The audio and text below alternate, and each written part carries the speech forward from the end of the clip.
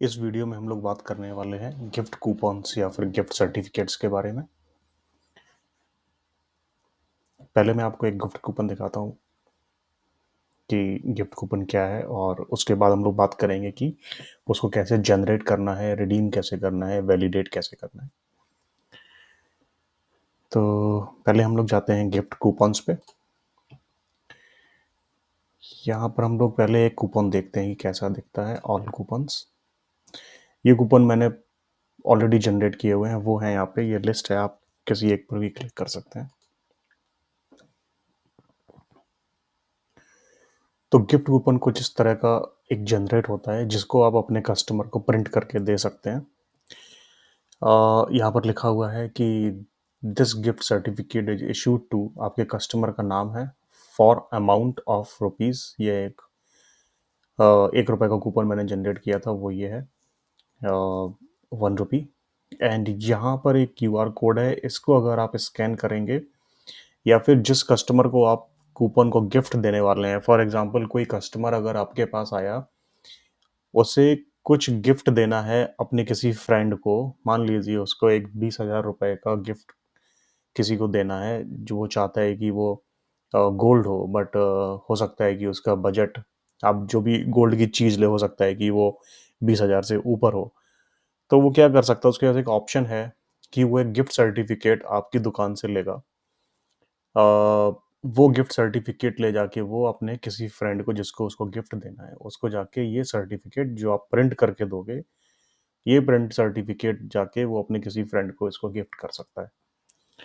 वो जो फ्रेंड होगा, वो चाहे तो इसकी वैल्यू चेक करनी हो, या ये वैलिड है या नहीं, उसकी वैलिडिटी चेक करने के लिए, या ये कितने अमाउंट का है, ये पहले रिडीम हो चुका है क्या है, वो वैलिडिटी चेक करने के लिए आप ये वाला बारकोड स्कैन कर सकते हैं। तो उसकी वैलिडिटी आपको पता चल जाएगी। तो देखते हैं, आप जब इस कूपन को प्रिंट करेंगे तो यहाँ पर आप अपने ज्वेलरी स्टोर का स्टैम्प या फिर अपना सिग्नेचर ऑथराइज करने के जगह पे आप लगा सकते हैं, या आप प्रिंट करेंगे। चलिए आपको प्रिंट करके भी देखते हैं कि प्रिंट कैसे होना है। तो मैं आपको कुछ सेटिंग्स भी बताने वाला हूँ प्रिंट की। तो मैंने क्लिक किया है प्रिंट पर। यहाँ पर प्रिंट में आप जब जाएंगे तो प्रिंट में जाने के बाद आपको मोर सेटिंग्स में आप मेक श्योर आप जो भी आपका ऑपरेटिंग सिस्टम है या जो भी ब्राउज़र आप यूज़ कर रहे हैं, सभी में ये ऑप्शन कॉमन है। ये हो सकता है सेटिंग्स आपके कहीं और हो, बट आपको जो सेटिंग्स ऑन करने हैं वो ये है कि आप मेक श्योर कि बैकग्राउंड ग्राफिक्स का जो ऑप्शन है वो सिलेक्टेड है। तो जिससे क्या होगा कि ये सिर्फ टेक्स्ट नहीं, उसके जो बैकग्राउंड में जो ग्राफिक्स है वो भी प्रिंट होगा। दूसरा ऑप्शन ये है कि प्रिंट कलर, लेआउट ऑप्शंस में जाके आपको इसको लैंडस्केप करना है। तो इसका जो प्रिंट लेआउट है पेज का, वो थोड़ा बेटर आएगा। तो ये कूपन इस तरह से प्रिंट हो जाएगा आपके एक पेपर के ऊपर। एक ये हो गया। अभी देखते हैं कि ये गिफ्ट कूपन को आपको जनरेट कैसे करना है, और उसको वैलिडेट कैसे करना है, रिडीम कैसे करना है, या फिर इन एनी कंडीशन अगर आपको वो गिफ्ट कूपन को कैंसिल करना हो तो वो कैसे करना है।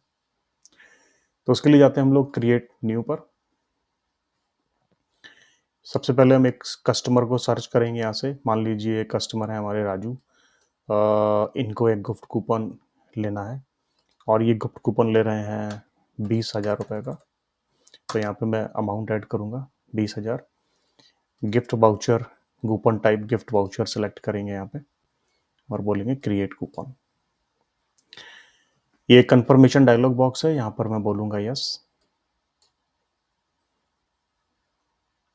यस करने के बाद जो कूपन है वो क्रिएट हो गया है। कूपन क्रिएट हुआ है, लेकिन आपको अपने कस्टमर से पेमेंट अभी लेना है। जिस कस्टमर को आप ये गिफ्ट कूपन दे रहे हैं, उससे आपको पेमेंट अभी रिसीव करना है। इसकी एक इनवॉइस ऑलरेडी जनरेट हो गई होगी, उस इनवॉइस के अगेंस्ट आप इसका पेमेंट रिसीव करेंगे।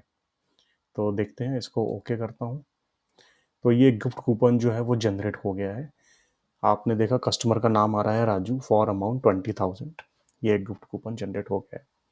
आप यहाँ पर साइन करके अपना स्टैंप लगा के ये आप अपने कस्टमर को दे सकते हैं। अब यहाँ पे 3 ऑप्शन है आपके पास कि आप इसको कूपन को प्रिंट कर सकते हैं। इसकी कूपन की जो इनवॉइस है, आपने जो 20,000 रुपए रिसीव किए हैं कस्टमर से, उसकी इनवॉइस आप प्रिंट कर सकते हैं। एंड अभी ये सिर्फ कूपन जनरेट हुआ है, आपने कोई पेमेंट कलेक्ट नहीं किया है, तो आपको अपने कस्टमर से रिसीव पेमेंट करना पड़ेगा। तो आप पेमेंट पेमेंट जब लेंगे अपने कस्टमर से, चलिए मैं देखते हैं हम लोग इसको जाके कि अ, हम लोग इसको रिसीव पेमेंट पे जाते हैं। तो रिसीव पेमेंट पर जाने के बाद इस कस्टमर का ऑलरेडी पहले से गोल्ड जमा है, तो ये बोल रहा है कि वो रिम्बर्स करना है क्या, तो वो रिम्बर्स हमें नहीं करना है। ये वाला ऑप्शन मैं हटा देता हूँ, कस्टमर क्रेडिट वाला, सिर्फ कैश लिखते हैं यहाँ पे। इन अनपेड इनवॉइसेस में हम लोग यहाँ पे इनवॉइस नंबर 15 जो प्री सेलेक्टेड आ रही थी 20,000 रुपए की, ये नहीं लेना है। एंड यहाँ पर हम लोग मान लीजिए कस्टमर हमें कैश दे रहा है 20,000 रुपए, तो मैंने यहाँ पर 20,000 डाला और इसको मैं सेव करूँगा।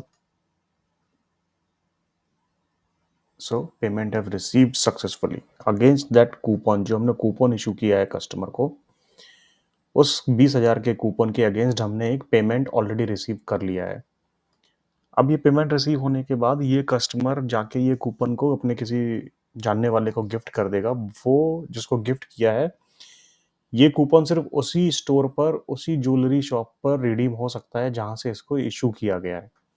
तो वो जो जिसको गिफ्ट किया है वो वापस आएगा आपके स्टोर पर, आपकी शॉप पर, और जो भी उसको आपके यहाँ से परचेज करना है वो परचेज करेगा ज्वेलरी को, और पेमेंट के रूप में आपको ये 20,000 रुपए का एक गिफ्ट कूपन है, जो इस बात का प्रूफ है कि आपको ये पेमेंट, ये अमाउंट ऑलरेडी आपके पास आ चुका है।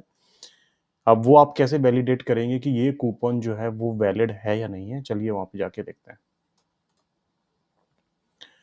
तो वापस से कूपन्स पे जाएंगे एंड यहाँ पर ऑप्शन है आपके पास रिडीम का, तो आप रिडीम पर क्लिक करेंगे। जो कूपन कोड आपको पहले दिख रहा था, जो हमें पहले कूपन, ऑल कूपन्स में जाके हम देख सकते हैं कि ये वाला जो कूपन है जो हमने क्रिएट किया था, यही सेम कूपन आपके पास जो रिडीम करवाने वाले नया कस्टमर है वो लेके आएगा। मैं इसको कॉपी कर रहा हूँ, मान लीजिए कि ये कूपन आपके पास वो लेकर आता है। तब आप जाएंगे, आप जाके रिडीम पर जाएंगे। रिडीम पे जाने के बाद वो जो कूपन आईडी है वो आप यहाँ पे एंटर करेंगे एंड आप यू कैन वैलिडेट, कि वैलिडेट पर हम लोग क्लिक करके चेक करेंगे कि ये कूपन वैलिड है या नहीं। यस, तो ये कूपन जो है ये वैलिड है और आपने ये 20,000 रुपए ऑलरेडी पेमेंट रिसीव किया है इसके ऊपर।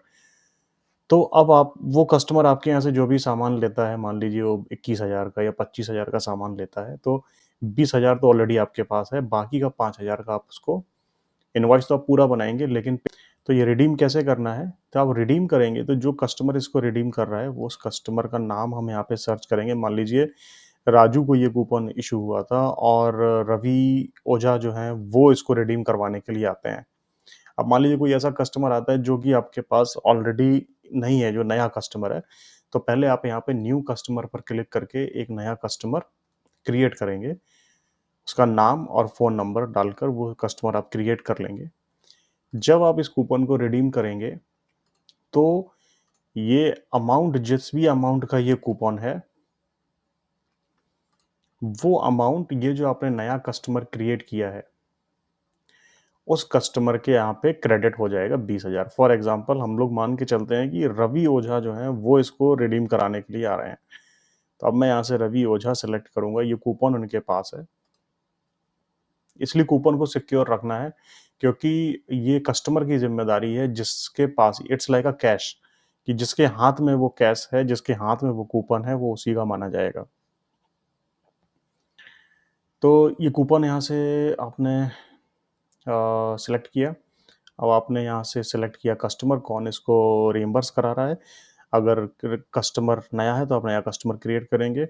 रवि ओझा हमने सेलेक्ट किया यहाँ पे। अब मैं क्लिक करता हूँ रिडीम पर। रवि ओझा का करंट बैलेंस आप देख लीजिए 0 है, इनके पास कोई भी बैलेंस नहीं है, मतलब आप मान के चलिए ये नया कस्टमर है। अब मैं इसको रिडीम करता हूँ, रिडीम कूपन। ये एक कंफर्मेशन बोल रहा है कि are you sure you want to redeem, I said yes. Okay, coupon जो है वो इस कूपन का जो भी अमाउंट है वो अब रवि ओझा के अकाउंट में क्रेडिट हो चुका है। चल के देखते हैं। Click okay, go to customers. Ravi Ojha का आपने बैलेंस देखा था, पहले बैलेंस 0 था, अभी यहाँ पर रवि ओझा का जो बैलेंस है वो 20,000 रुपए आ गया, मतलब ये कूपन जो है वो रिडीम हो गया है। अब एक बार और ट्राई करते हैं कि हम लोग ये कूपन को चेक करते हैं कि कोई फिर से रिडीम कर सकता है क्या।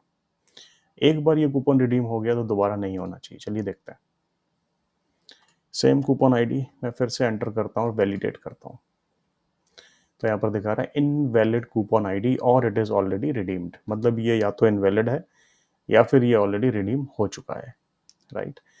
अब इस कस्टमर का आप जो भी वो सामान लेगा उसकी जो आप इनवॉइस बनाएंगे, उसका जो आप पेमेंट रिसीव करेंगे, फॉर एग्जांपल मैं आपको एक नई इनवॉइस तो नहीं बनाता हूँ, मैं आपको बताता हूँ आप किसी भी इनवॉइस पे अगर पेमेंट रिसीव करते हैं तो आप कैसे करेंगे। न्यू, फॉर एग्जांपल यहाँ पे मैं राजकुमार सेलेक्ट करता हूँ, तो उनका जो बैलेंस है वो वहाँ पर आप यूज़ कर लेंगे अभी कस्टमर क्रेडिट।